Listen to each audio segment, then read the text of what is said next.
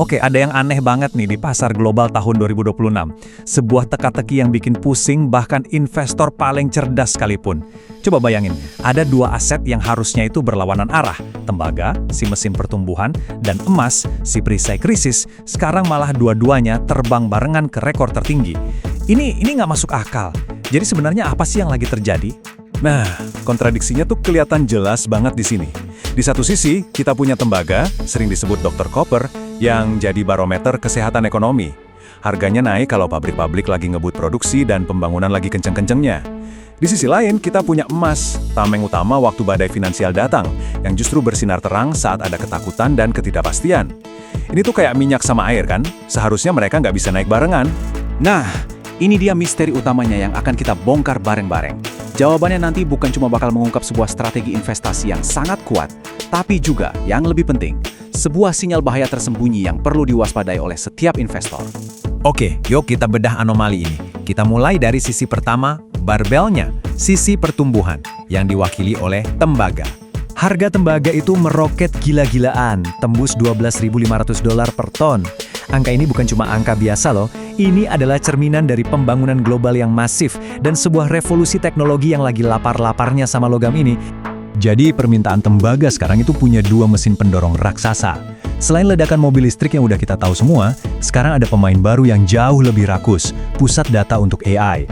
Mereka butuh tembaga dalam jumlah yang masif banget buat sistem pendingin dan transmisi data. Nah, digabungin sama masalah pasokan dari produsen utama kayak Chili, ya jadilah resep sempurna buat lonjakan harga. Sekarang, kita geser ke ujung satunya dari barbel ini, sisi perlindungan. Coba kita dengerin cerita yang benar-benar berbeda yang dibisikkan oleh emas. Di waktu yang sama, emas juga terbang ke level yang nggak pernah kita bayangin sebelumnya, nembus $4.500 per ons. Kalau tembaga teriak pertumbuhan, emas ini teriak awas, bahaya. Ini adalah sinyal ketakutan yang sangat dalam di jantung sistem keuangan global. Nah, ini bagian paling pentingnya nih. Kenaikan emas ini aneh banget karena terjadi pas suku bunga masih tinggi. Sebuah decoupling yang melawan logika pasar. Penggerak utamanya, dedolarisasi. Bank-bank sentral dunia, dipimpin oleh Tiongkok dan Rusia, itu lagi borong emas fisik gede-gedean. Mereka udah nggak percaya lagi sama dolar AS dan lagi ngebangun benteng pertahanan. Emas adalah polis asuransi mereka buat melawan potensi kekacauan. Jadi, gimana caranya investor pintar menavigasi dua sinyal yang saling bertentangan ini? Mereka nggak milih salah satu. Mereka pakai sebuah kerangka kerja yang cerdas banget. Strategi barbel. Idenya tuh simple tapi brilian banget. Stop, coba-coba nebak pasar mau kemana. Sebaliknya, siapkan portofolio Anda untuk dua skenario ekstrim sekaligus. Jadi Anda nggak peduli pasar bakal booming atau crash, karena Anda udah siap untuk keduanya. Gini cara kerjanya. Kalau senario optimis yang terjadi, ekonomi global, boom, aset tembaga Anda bakal terbang tinggi. Sebaliknya, kalau amit-amit senario pesimis yang terjadi, krisis finansial datang, emas akan jadi tameng yang super kokoh buat ngelindungin kekayaan Anda. Apapun skenarionya, Anda aman. Dan buat kita, para investor di Indonesia, ini bukan cuma teori doang loh. Kita tuh beruntung punya emiten seperti Merdeka Copper Gold atau Aman Mineral yang secara unik udah menjadi barbel dalam satu perusahaan. Mereka punya eksposur kuat ke emas dan tembaga. Jadi ini kendaraan alami buat kita menerapkan strategi ini langsung di portofolio kita. Tapi, nah, disinilah ceritanya jadi makin serius. Karena strategi barbel yang kelihatannya pinter ini justru tanpa sengaja malah ngebuka sebuah retakan besar dalam sistem. Sebuah bahaya yang jauh lebih dalam. Pertanyaan ini adalah inti dari semuanya. Coba direnungin baik-baik. Kalau emang dunia lagi baik-baik aja dan ekonomi lagi ngebut kayak yang dibilang tembaga, kenapa semua orang, terutama bank-bank sentral, kok malah panik beli asuransi seolah-olah besok mau kiamat? Ini membawa kita ke kesimpulan yang jujur aja agak mengerikan. Mungkin selama ini kita salah lihat masalahnya. Masalahnya bukan karena emas atau tembaga yang nilainya naik. Masalahnya justru ada di penggaris yang kita pakai buat ngukur semuanya, yaitu dolar AS, yang nilainya lagi anjlok. Kepercayaan terhadapnya sedang terkikis secara sistemik. Oke, mari kita lihat lebih dalam lagi. Gimana retakan ini berpotensi menjadi bom waktu buat setiap investor, termasuk kita. Lihat angka ini deh, gila kan? 88% dari seluruh transaksi global itu pakai dolar AS. Artinya, hampir semua minyak, gandum, dan barang yang diperdagangkan di dunia ini harganya dalam dolar. Tapi, nah, disinilah letak ketidakseimbangan yang berbahaya. Walaupun dolar dominan banget di transaksi, ekonomi Amerika sendiri itu cuma nyumbang sekitar 26% dari ekonomi global. Jomplang banget kan? Kesenjangan raksasa inilah resiko sistemik yang bikin para bankir sentral di seluruh dunia nggak bisa tidur nyenyak. Inilah alasan mereka lari ke emas. Mereka sadar kalau seluruh ekonomi global ini sedang bertumpu pada mata uang satu negara yang fondasinya mulai goyah. Dan ini semua membawa kita ke pertanyaan terakhir yang wajib direnungkan oleh setiap investor.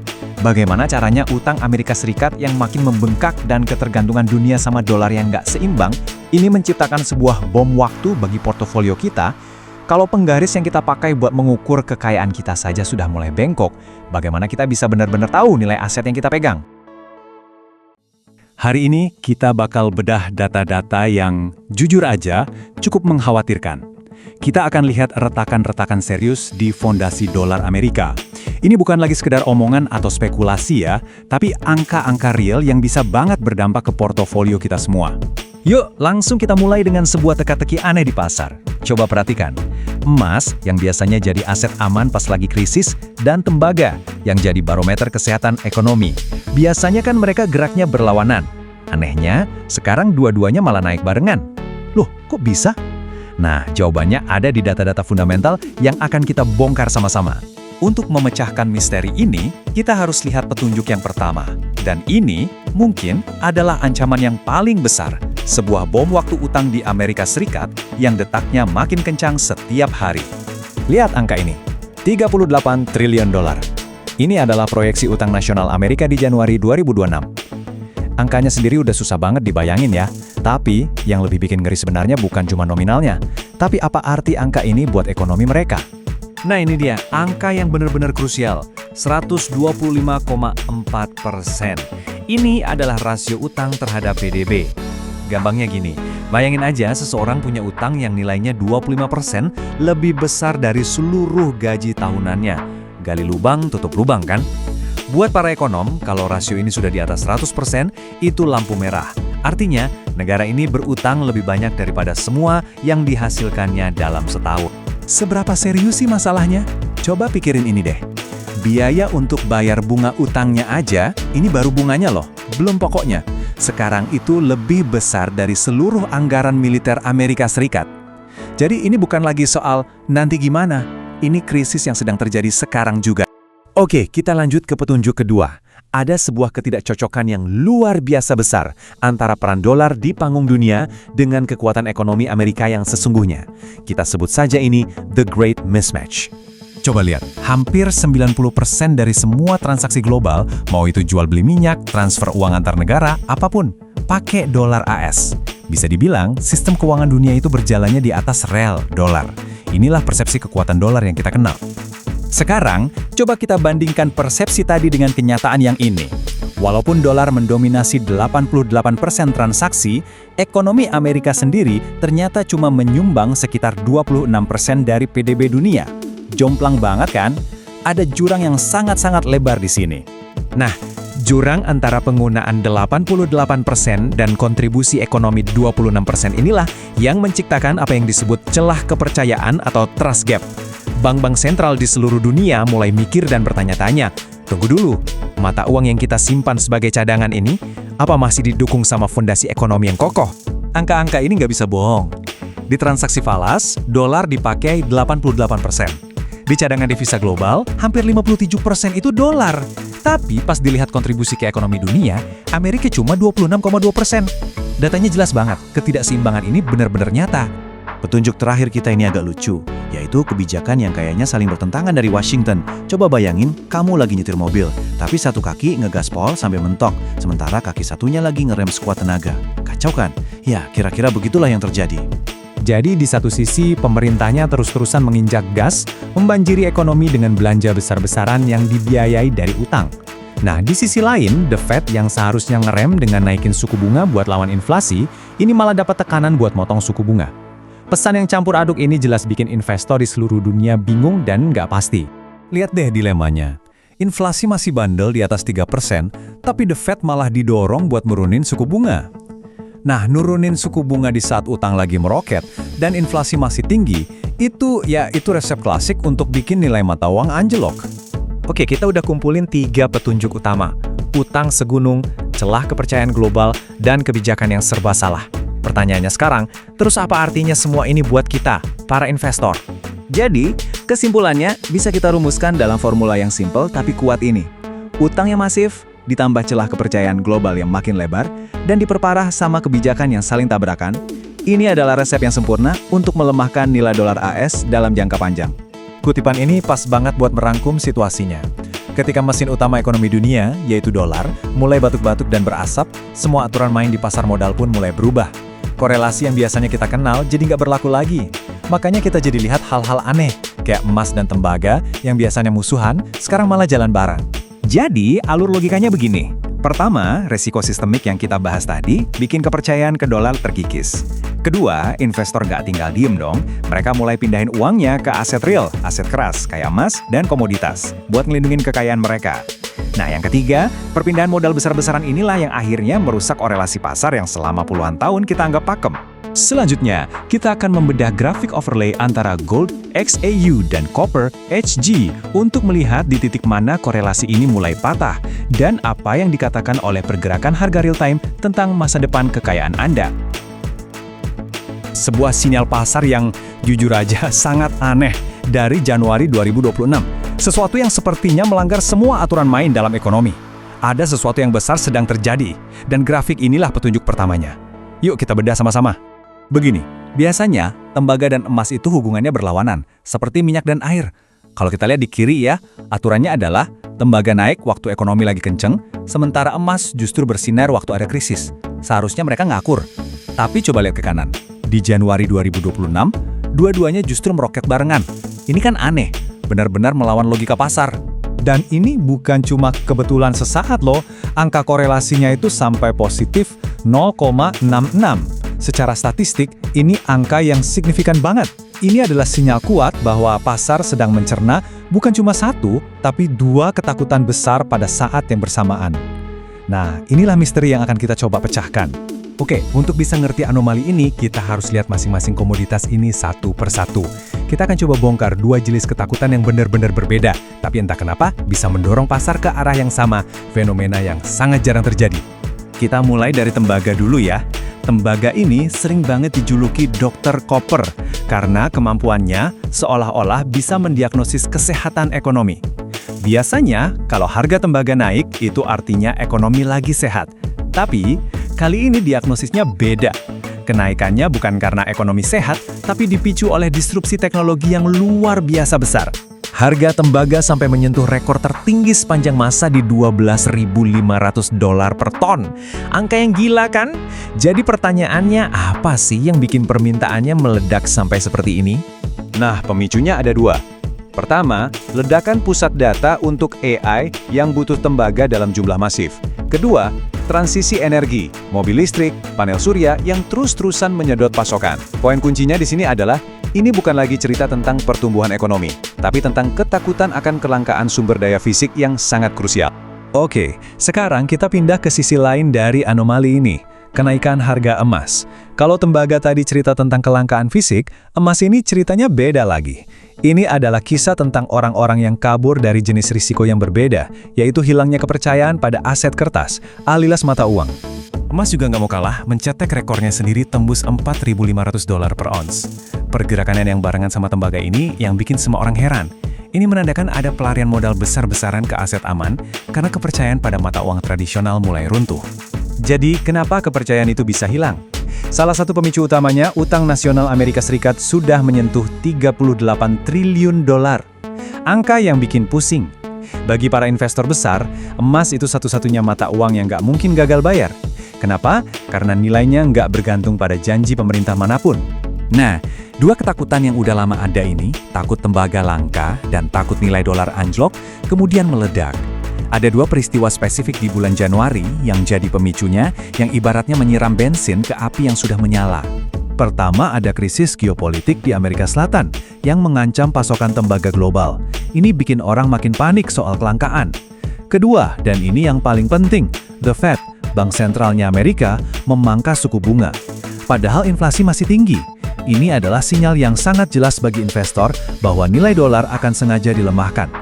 Dua pemicu inilah yang bikin tembaga dan emas meroket barengan. Oke, ini membawa kita ke pertanyaan paling penting. Kalau harga dua aset ini udah di puncak, udah setinggi langit, siapa sih yang masih berani atau mungkin cukup panik untuk terus-terusan membeli? Jawabannya bukan investor retail seperti kita-kita. Apa yang kita saksikan ini adalah sebuah pergerakan modal yang skalanya jauh lebih besar, lebih senyap, dan jauh lebih terorganisir. Ini adalah pergerakan dari apa yang kita sebut smart money. Para pemain di baliknya adalah institusi-institusi raksasa, dana pensiun global yang mengelola uang triliunan, sovereign wealth funds atau dana abadi milik negara, dan bahkan bank-bank sentral itu sendiri. Tujuan mereka bukan buat spekulasi cari untung jangka pendek, bukan. Tujuan mereka adalah menyelamatkan kekayaan dalam skala masif. Ada sebuah kutipan yang bagus untuk menggambarkan strategi mereka. Intinya, mereka membuang aset-aset kertas seperti dolar yang mereka yakini nilainya akan terus turun, lalu menukarnya dengan komoditas fisik seperti emas dan tembaga, sebelum sistem keuangannya jadi goyah. Jadi, inilah pesan utamanya untuk Anda sebagai investor.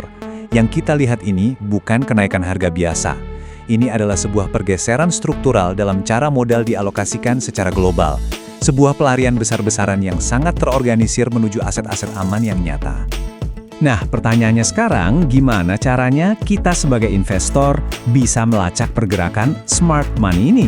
Di pembahasan selanjutnya, kita akan tunjukkan caranya, kita akan bedah laporan Commitment of Traders dan data dari World Gold Council untuk membongkar gimana institusi-institusi besar ini sebenarnya sudah kabur lebih dulu.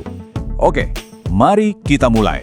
Kita bakal coba lacak jejak senyap dari yang namanya smart money, para pemain kelas kakap di pasar keuangan. Ada pergerakan yang gede banget, tapi nyaris tak terdengar.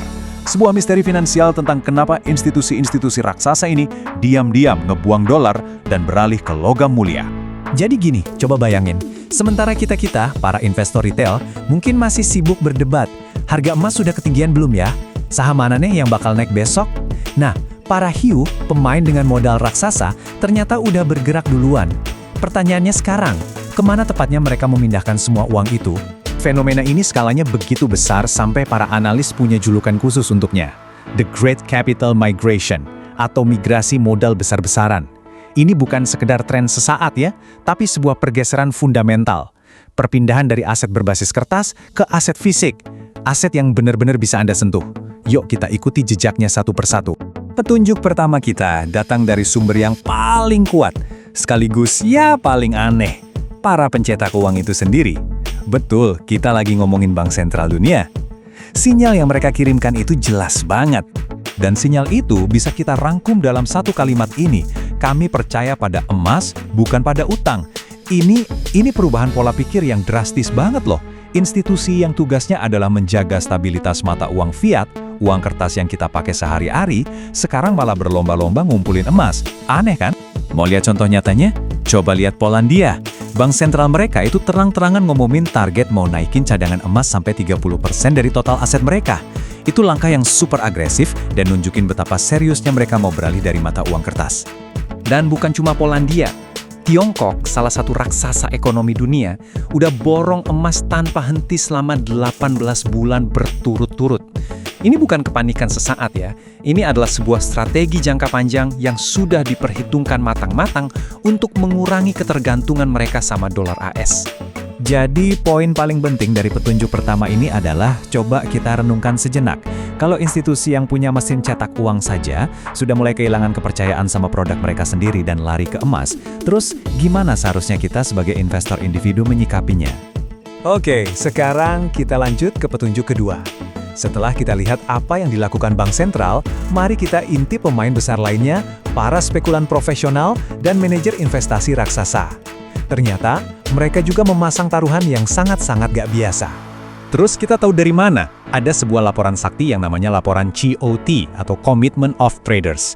Anggap aja laporan ini kayak contekan buat ngintip kartu apa yang lagi dipegang sama para jagoan di meja poker pasar berjangka. Laporan ini ngebongkar kemana smart money menaruh uang mereka. Nah, yang menarik dan aneh banget itu ada di sini. Biasanya nih, di pasar normal kalau harga aset sudah mencapai rekor tertinggi, banyak spekulan akan mulai pasang taruhan kalau harganya bakal turun, atau istilahnya short selling. Tapi, coba lihat apa yang terjadi sekarang. Meskipun harga komoditas kayak emas dan tembaga udah cetak rekor baru, mereka justru menolak buat ngelawan tren. Mereka tetap pasang taruhan harga bakal naik lagi. Kenapa bisa begitu? Karena bagi mereka, ini bukan lagi sekedar gelembung spekulasi biasa. Buat mereka, lonjakan harga aset-aset fisik ini adalah gejala dari penyakit yang jauh lebih besar, yaitu devaluasi, atau anjloknya nilai mata uang kertas secara serempak di seluruh dunia. Dan ini nyambung banget ke petunjuk kita yang ketiga, yang terakhir. Setelah bank sentral dan spekulan, sekarang kita lihat aliran uang real dari institusi-institusi besar. Kemana uang tunai dalam jumlah masif ini sebenarnya diparkirkan? Jawabannya ada di angka ini. Sepanjang tahun 2025 saja, ada dana sebesar 89 miliar dolar AS yang membanjiri produk ETF emas global. Ini adalah reksadana khusus yang melacak harga emas. Angka segitu gede banget, dan ini menunjukkan ada dorongan yang sangat kuat untuk mencari tempat berlindung yang aman. Dan yang terpenting, perhatikan siapa pembelinya. Ini bukan investor retail yang ikut-ikutan tren loh. Ini adalah uang institusional, dana pensiun yang mengelola uang hari tua Anda, yayasan-yayasan besar, dan family offices yang mewakili keluarga super kaya. Mereka ini adalah tipe investor paling hati-hati yang prioritas utamanya adalah menjaga nilai aset, bukan cari untung cepat. Lalu, kenapa mereka semua begitu cemas? Nah, angka ini mungkin bisa jadi jawabannya. Utang nasional Amerika Serikat sudah menyentuh 38 triliun dolar. Angka utang yang sebesar itu menciptakan risiko kalau nilai dolar bisa terus merosot. Ketidakpastian inilah yang bikin para pengelola dana raksasa ini lari mencari perlindungan ke aset yang nggak bisa dicetak seenaknya, ya emas itu. Oke, kita sudah kumpulkan semua petunjuk dari panggung global. Bank sentral borong emas, spekulan bertaruh harga naik terus, dan institusi membanjiri aset aman. Sekarang bagian terpentingnya, apa hubungannya semua ini dengan kita di Indonesia? Siapa yang kira-kira diuntungkan dari drama global ini? Pertanyaannya jadi sederhana banget kan? Di saat seluruh dunia lagi rebutan aset fisik, negara mana yang sebenarnya punya harta karun itu di dalam tanahnya? Siapa yang pegang kartu asnya? Jawabannya Indonesia. Kita sering banget lupa kalau di tengah semua gejolak makroekonomi ini, negara kita adalah salah satu toko komoditas terbesar dan terlengkap di dunia. Kita ini bukan cuma penonton, kita adalah pemain sentral dalam cerita ini. Kenapa posisi Indonesia begitu strategis? Pertama, kita punya cadangan tembaga yang masif, logam yang sangat penting untuk revolusi AI dan kendaraan listrik. Kedua, kita juga punya cadangan emas yang signifikan, aset aman yang lagi dicari-cari seluruh dunia. Ini menempatkan Indonesia sebagai pusat gravitasi ekonomi yang baru. Jadi inilah poin yang harus kita ingat baik-baik. Kalau Anda dengar berita tentang harga tembaga atau emas meroket di pasar global, itu bukan lagi berita luar negeri yang jauh di sana.